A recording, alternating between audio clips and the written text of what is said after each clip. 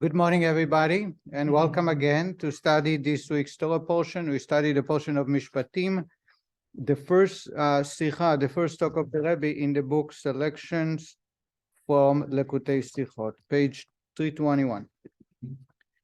This week's Torah portion is Mishpatim. Anybody knows what the word Mishpatim means? Mishpatim are laws. God says, "Ve'ele amishpatim." These are the laws asher tasim lifneihem, that you placed before them. Placed before who?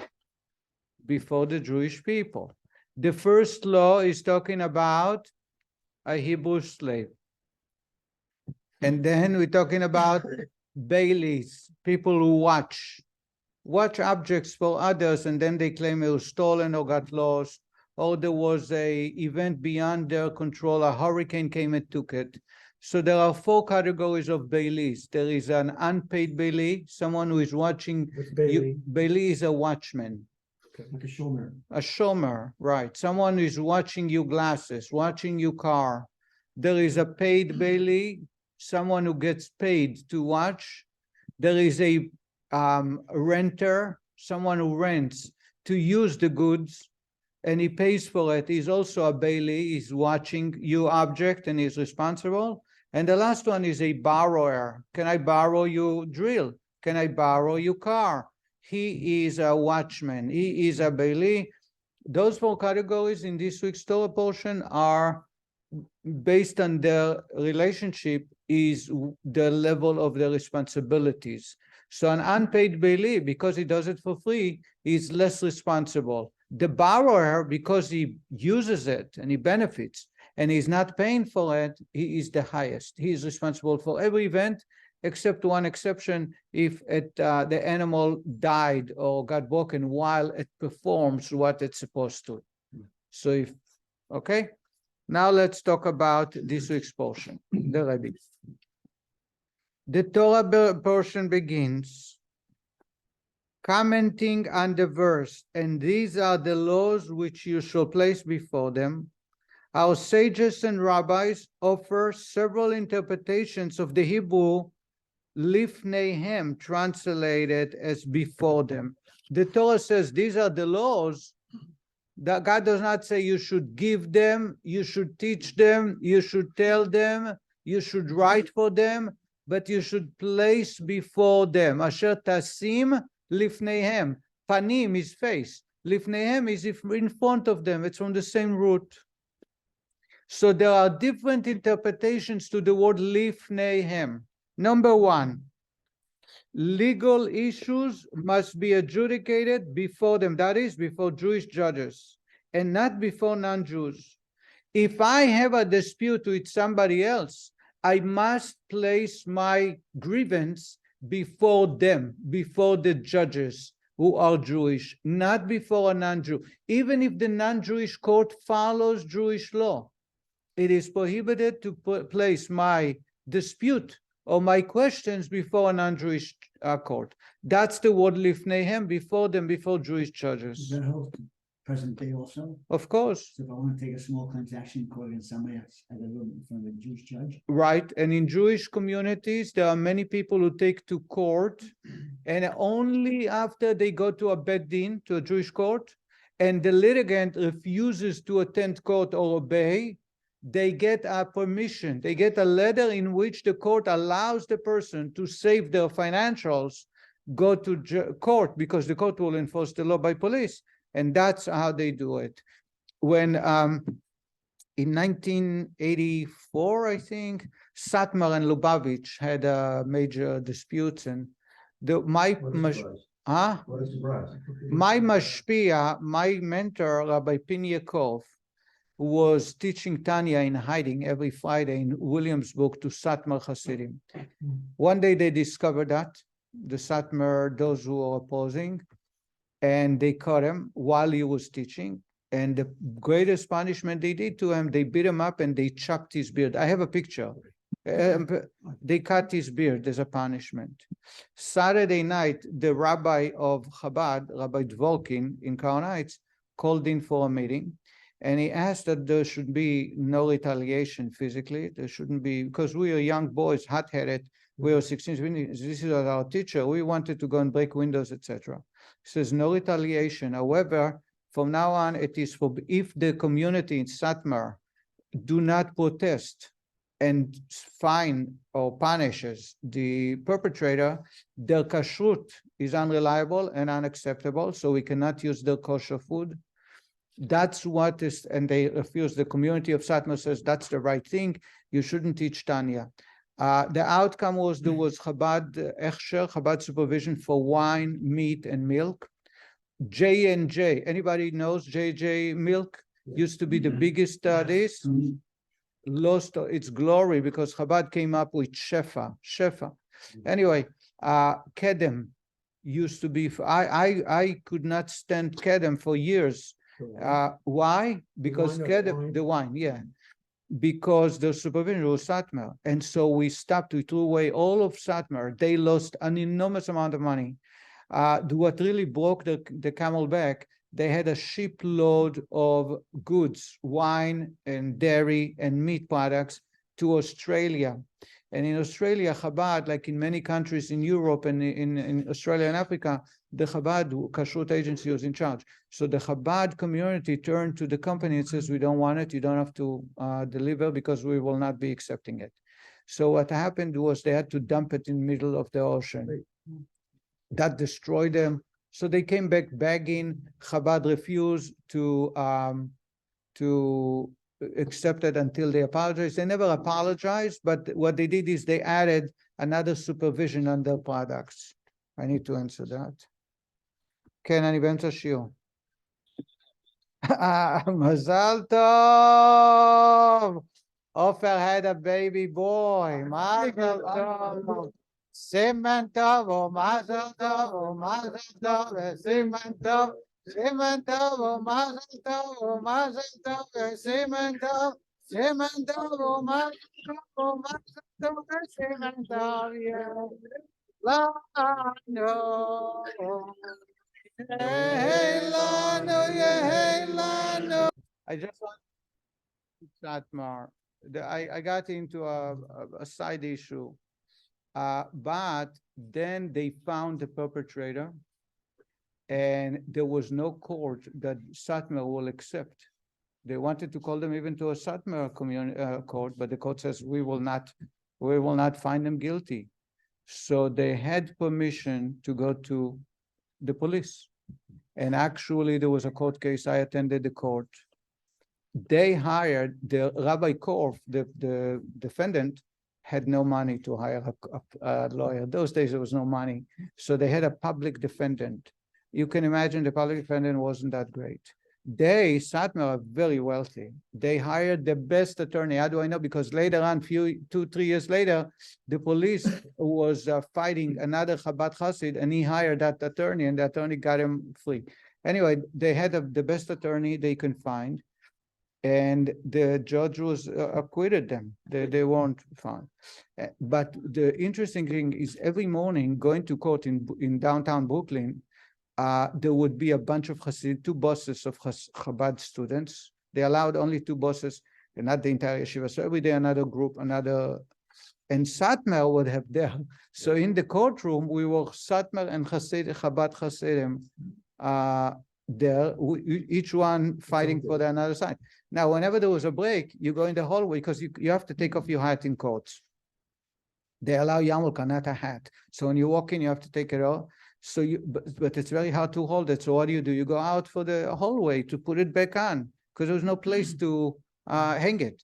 So we would meet Satmar Hasidim. The only thing they would say to us, they would scream when they would pass by one of us, Mishpatim asher tusim lifnayim. They would say, these are the verse they would say, that it says in the Torah, you may not go to a non-Jewish court. The answer, of course, is if you try and they will not, the defendant is not respecting Jewish court, then you're allowed to go to a non-Jewish, but you need an allowance. And I know over the years, there are many, many times people went to court and would ask, and they say, yeah, we have permission because the wife, it was husband and wife litigations, all kinds of disputes, contract disputes.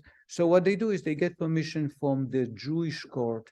They went to a Jewish court, they tried the Jewish court realized that the other person is not respecting the court. Then they would put in writing that based on the facts, they allow him. So now it's with the power of the Jewish court, so it's been allowed.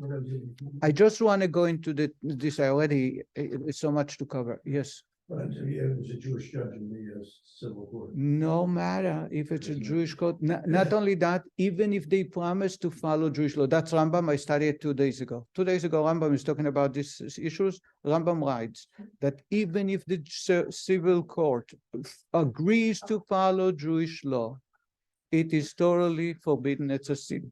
Where is the sin? Asher tasim lifneim. You must place it before them, before Jewish people. Did Sarah? So the first one about before them, lifneihem, is to go to Jewish court, only Jewish court. If you have no choice, I said, practically speaking, the only choice is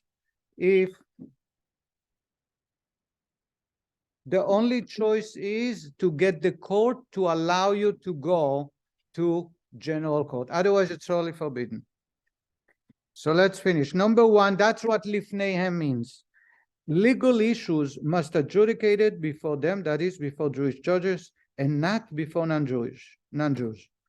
When there is a dispute between Jews, they must settle it before Jewish judges who rule according to Torah law, and not before non-Jewish magistrates. Even when the secular law is no different than that of the Torah, litigation must be brought before a rabbinic court. This is the Talmud, and I think I told you I just studied it in Rambam.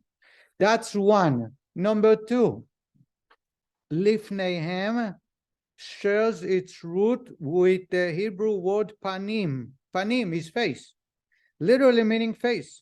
However, it also has several other meanings, including inner dimensions.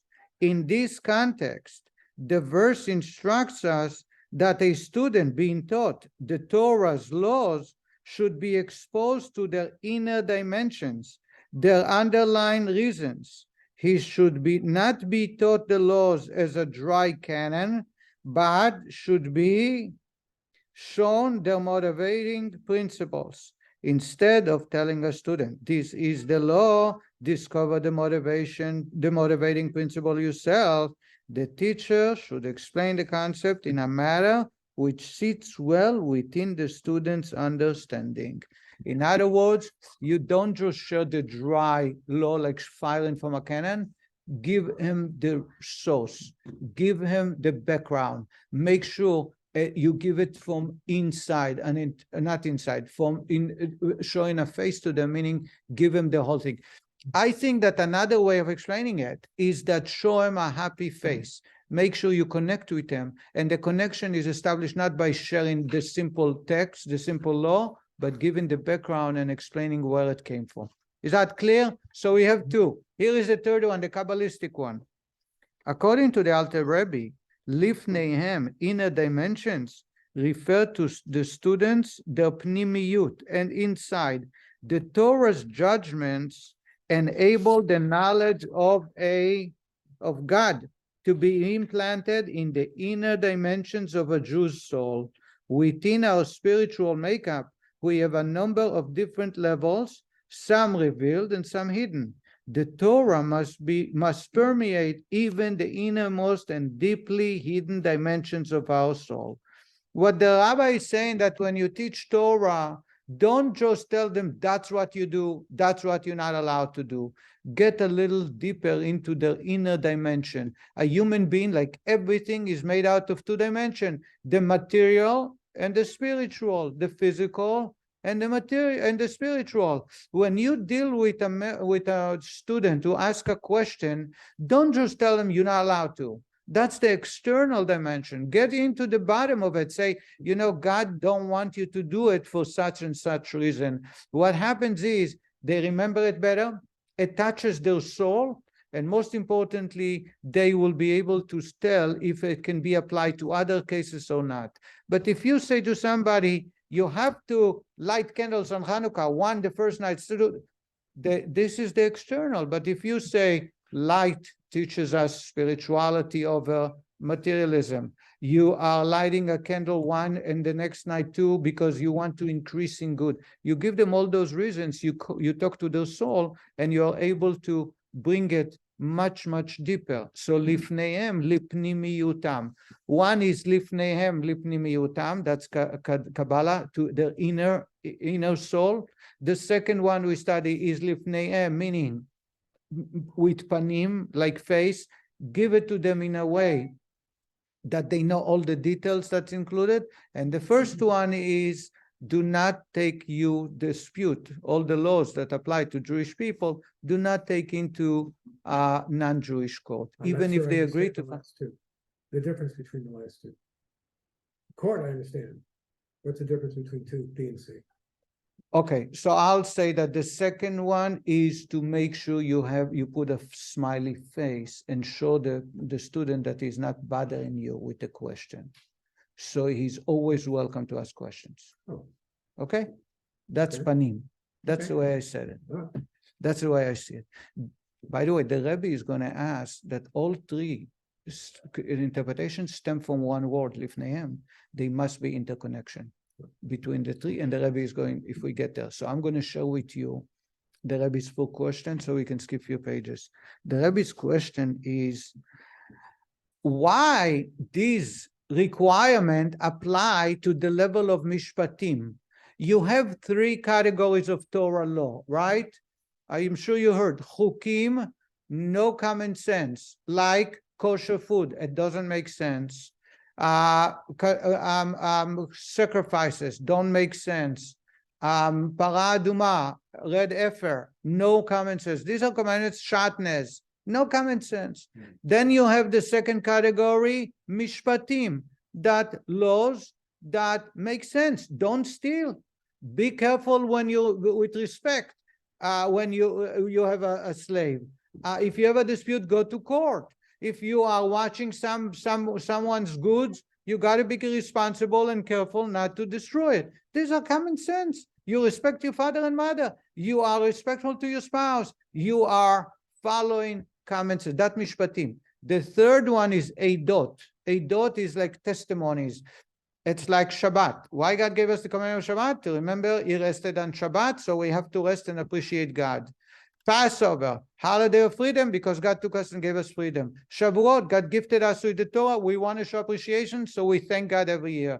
There are mitzvot that we do because God gave us the reason. Without God giving us the reason, you wouldn't know. But once God gave us a reason, there are testimonies for events that took place or for something we have to remember. So you have three categories. The only one God is telling us that you have to keep it in the Jewish court. And the only one God tells us you have to show a nice face to the student. And the only one God says to us, you have to teach them the inner dimension of that lesson is Mishpatim, is one of the three. What's wrong? Why shouldn't it apply also to Chukim and Eidot, the other categories? Because the Torah's portion is Mishpatim, and the word is Ve'ele HaMishpatim Asher Tasim Lefneim. These are the laws that make sense, that you have to place it for them. This is the lightest of all three to make sense. If I teach you don't steal, do I have to explain you why? If I tell you honor your father and mother, or be careful when you watch somebody give someone's word that you're going to watch their dog, that you don't going to be negligent and throw them out to the pool, this is obvious. You have to do it. So the three dimensions of Lifneihem are more fitting to go in Chukim or Eidot, those that make no sense, or those that are testimonies that God explained us why. These are laws that are, so to say, basic way of behavior. That's the first question. The second question that Rabbi is going to ask is, at the end of the day, if all three interpretations are about the same word, they must be interconnected, and therefore we need to know the connection.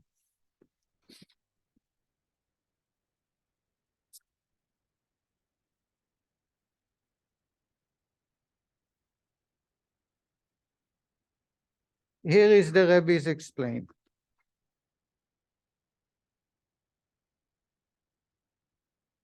I'm going to I'm going to read one section at a time. Page 322, the third paragraph. As mentioned on several occasions, when our sages offer different interpretations of the same word in the Torah, all the interpretations share a connection. Thus, it is necessary to ask, what is the connection between these three different interpretations of Lifneihem? That's the first question.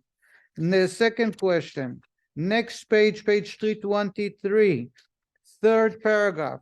A question arises. Why are the lessons derived from Lifneihem more closely associated with Mishpatim than Eidot and Chukim? The Rabbi explains that, as I said, there are three categories.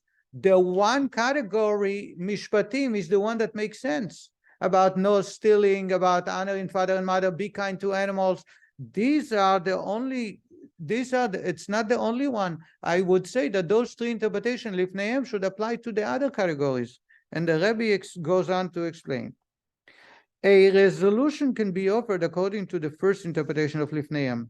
For only with regards to Mishpatim, it is possible for a non-Jewish judges to rule in the same manner as Jews. With regards to Eidot, and certainly with regards to Chukim, there is no need to forewarn against approaching a non-Jewish court, for it is obvious that a non-Jew cannot relate to such laws. The Rabbi says the first interpretation is take them to Jewish court, apply to dispute of contracts, disrespect. These are issues that non-Jew has the same understanding as a Jew. But when you talk about Shabbat, question on Shabbat, question on Passover, there is no way you can take it to a non-Jewish court. The non-Jewish court has no idea. It's like talking Chinese to them. Definitely chukim, kosher food, has nothing to do with them. It's no common sense. It's not something they follow, and they never learned about that. So we can explain that the first interpretation apply only to Mishpatim, not to the other one. However, says the Rebbe, the other two, a non-Jewish judge's ruling can stem only from logic, not from a source that transcends human intellect. However, since Mishpatim involve matters that fall within the scope of human intellect, it is possible that non-Jews will rule in the same way, in the same manner as the Torah prescribes. Therefore, it is necessary for the Torah to clarify that Jews must bring their disputes before the Jewish court. But, so the first interpretation makes sense only to Mishpatim. However, the second interpretation, that when teaching a student, one should expose him to the motivating principles behind the laws so that he will understand them thoroughly and internalize them, seems more appropriate for a Eidut, and even more so regarding Chukim. Our unattained minds do not obligate the observance of Eidot, and Chukim are entirely above our conceptual grasp. Accordingly, in the process of education, it would be seemingly necessary to emphasize that such mitzvot should and must be conveyed in a manner that facilitates internalization. The Rabbi is saying the second interpretation is give him the reasons, give him the background, make sure that he understands that you love him and you want him to understand. Makes sense in Chukim and Mishpatim much more than Chukim and Eidot, more than Mishpatim. I hope I'm not speaking Chinese here, that everybody can relate to. However, this message appears unnecessary regarding Mishpatim. Why? Since logic compels the observance of the mitzvot in that category, it is obvious that the instruction should be conveyed in a manner that relates to the student and enables them to internalize it. Says the Rabbi, Mishpatim, when you have a dispute about did you steal or you didn't steal, did you abuse your slave or not, it's common sense. When you rule based on common sense. So why the Torah needs to say Lifneihem, teach it to them with all the surrounding background and supporting verses and teachings? It's obvious. It's more common sense that the litigants or the parties in the litigation would have a very clear understanding. So Chukim and Eidot, on the other hand, you do need to the background, because if you're not studying Torah, you have no idea where it comes from. Why do I have Passover? Why I have to drink 4 cups of wine? You don't know why. A judge cannot do it for you. A teacher that studied Torah can do it for you. So that's where you need that Lifneihem, and yet it appears in Mishpatim. What the Rebbe is explaining. And the same is about the third question, but I don't want to get too technical. The Rabbi is explaining is page 325. True, our sages state, did is most essential, emphasizing that the actual observance of a mitzvah is of a fundamental importance. Nothing is as valued as action. In Judaism, you can talk as much as you want. If you are doing the mitzvah, you fulfill the mitzvah. If you only talk about the mitzvah, you did not do the mitzvah. And therefore, if someone shoved wine or matzah into my mouth on Pesach against my will, I fulfill the mitzvah. Or bitter herbs. But if I talk about matzah, how much I love it and I wish I can have it, but not today, maybe another day, no mitzvah. So action is the fundamental importance.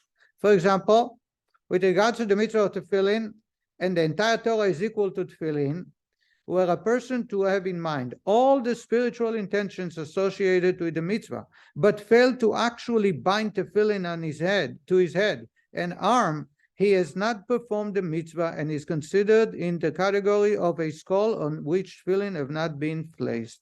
He did not put on tefillin, didn't do the mitzvah. If, by contrast, a person were to put on tefillin, even without considering the intent of the mitzvah, he fulfills the mitzvah.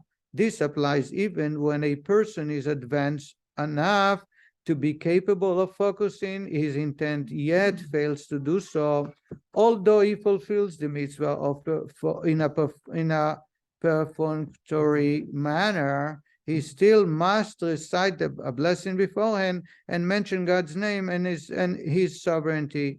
The lack of higher intention does not detract from the fact that the mitzvah has been observed.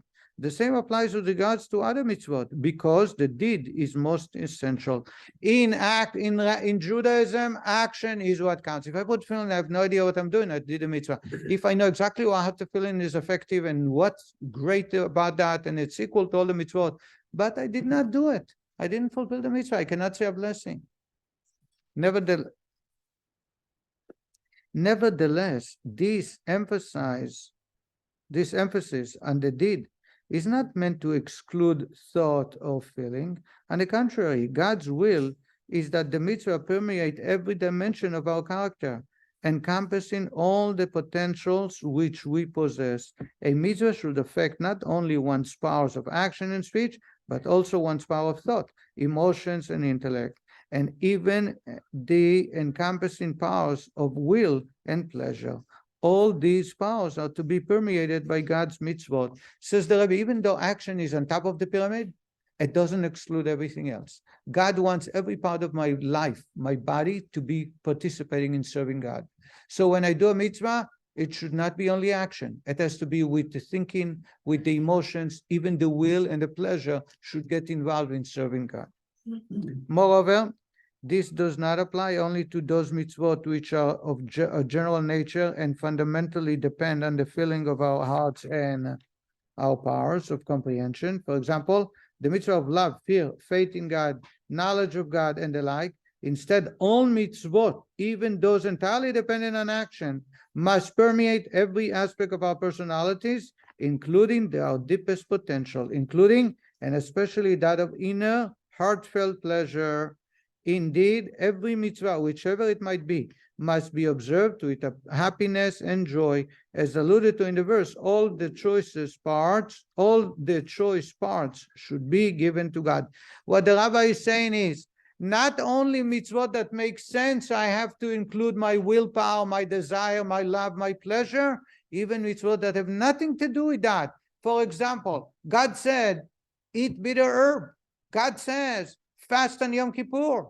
God said, 1 day, 49 days a year, you have to count every night. You need to make sure that every part of your life is included, including the willpower, the pleasure, the desire, and enjoy, doing it out of joy, even though it has nothing to do with pleasure. Says the Rabbi, and this is where the Rabbi is going to go. So, Yes. so when you're fasting, you should be fasting with joy. Right. Be very lucky that God gave you an opportunity to connect to Him. You must use Even pleasure, when you're suffering from fasting, even when suffering. you should be happy about it. Correct, because you serve God. That's the idea, as we'll see in a moment. Accordingly, since their observance is mandated by the Torah, the Chukim, in addition to Mishpatim, must be fulfilled not only with our powers of action, but the importance of their observance must resonate with our minds. They should not be regarded as mere imperatives observed because we have no choice. We should not feel that. Since God issued a decree, we must carry it out even when it appears to be without reason or purpose. Instead, the mitzvot must permeate every dimension of our being and all of our soul powers. Since God gave these commandments, even the chukim should be internalized and made a part of our thought process. Says the Rabbi, you must use every power God gave you, a spiritual and material power, to serve God, even in the category that makes no sense to you. So, for example, keeping kosher, you go to the butcher and you find a kosher meat and it's very expensive. You say, thank God, God gave you an opportunity to spend money for God's sake. So they found that pulque for $1.99. I pay $4.99 for it, and it still has some feathers. And in addition, it's probably not defrosted. It was frozen twice. Yet I am serving God. God gave me an opportunity to serve Him not only when I pray, but also when I eat. Thank God for that. I will never sell it for any money in the world. You must have the chukim, those laws that are straight action, be part of your personality. I get to appreciate feathers more now. I once go up to the Empire. I bought a duck. I never saw any feathers on a duck left over. I called him up and complained. Says, well, sorry, we'll steal $5 certificates. Said, I want a clean duck. To pay for 2 feathers. But then they send somebody over to clean the duck. I'll sorry, Rabbi.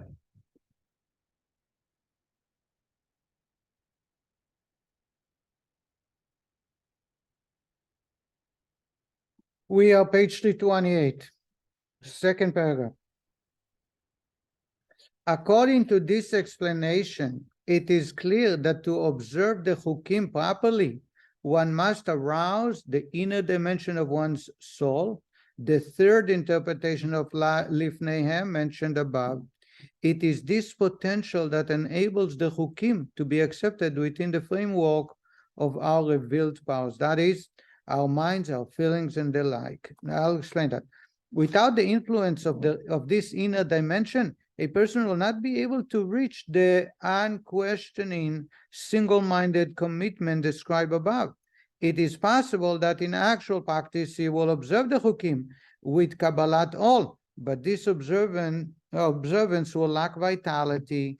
When, in other words, if you do not give the spiritual background of a mitzvah, in those mitzvot that makes no sense, you will perform it only with action. You don't perform with your entire life. When you have a background and you understand what it achieves, then suddenly it makes you excited and connects you to God. With regards, when however a person arouses the inner dimensions of his soul, he derives satisfaction and joy in his divine service that transcends the limits of knowledge. This enables him to fulfill the second interpretation of Lifneihem, to internalize the Torah's laws and make them a part of the way he thinks and feels. With regards to, I'm going to, one more section. With regards to Mishpatim, by contrast, the lesson of Lifneihem are seemingly unnecessary. The mitzvot classified as Mishpatim are logical and can be understood by the mind. Thus, a person will naturally derive satisfaction from their observance. Why is it necessary for him to arouse the inner dimensions of his soul for the observance of the mitzvot? The Rabbi is explained. When it comes to chukim, in order for you to perform it with all your body and all your soul, you need to internalize it. You need to get into the deeper dimension and discover what they achieve in the spiritual realms. Once you have that understanding, suddenly it connects you and you understand it much better and you know all the details. So the third and the second interpretation are interconnected now to chukim. The question is about mishpatim. Don't steal, it's common sense. You don't need to get into the inner dimension of it to understand what you do, what it achieves, to know that it's forbidden and it's not acceptable. Honor your father and mother, common sense. You don't need to get into a deeper dimension of it to understand what it achieves and how great. But it helps. Huh? But it helps. You don't have to get into that dimension, but the whole thing is to get into that dimension, even with the Mishpatim. So the Rabbi is going to explain that the Torah portion begins with the word. What's the first word in the Torah portion? Ve'ele. Why does it say ve'ele with a vav? It should say eile. Ve'ele, and these are the laws. And always is coming to add on the previous text. Anytime it says eile, and it appears in the Torah many times, is something it's a new chapter. Ve'ele, the chapter is not over, it goes on from the previous one. Last week we finished reading about the Ten Commandments. And now Ve'ele Mishpatim continues on. The Rashi right away says, just like these were given on Sinai, these are also given on Sinai. In other words, it's a continuation. The Rabbi says it comes to teach us that even those that we do out of common sense, we do it because God said so. And that's the power, even though you can do it out. Chukim, if you want to do it, perform it properly, with all your body, with all your emotions, with all your heart, you need to get into the deeper dimension, otherwise you won't be able to.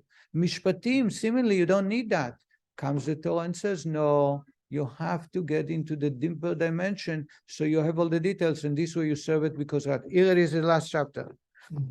By saying, one before last paragraph, 329, by saying these complement those which came before, in other words, these laws are complementing the Ten Commandments, our sages are implying that the Mishpatim were also given by God on Mount Sinai as a continuation of the all-encompassing experience of the giving of the Torah. They are part of the revelation when I, the only one who can truly be called I, was made known to the Jewish people. As such, they also must be observed, not only because their observance makes sense, but because they too were given on Mount Sinai. And that's what the Rabbi is going to go into a little bit even that much deeper. But the point is now to answer the question, that's the reason Mishpatim has the word Lifneim, not Chukim and Edut, because those, if you want to serve them the way God wants you, with all your body and all your soul, you need to go deeper. You need to have all the details, so you have a full picture and you have a good understanding. Mishpatim, on the other hand, it's logic. It makes sense. Even a non-Jew can rule in the disputes and tell you what's right and what's wrong. But God starts Ve'ele, continuation from Sinai, just that God gave us, I am your God, do not worship other gods. God also gave us those rules, and when you follow them, you must follow them because God said so. How do you do that? When you go to the inner dimension and you understand how you achieve God's will with honoring father and mother, with not cheating in business, how to rule in a dispute because that's the way God wants it, not necessarily because common sense. Now we understand why Mishpatim, that word, Lifneim, before them, appears only when it's in connection to Mishpatim and not Chukim and Edut. And we will conclude right here, and thank you very much.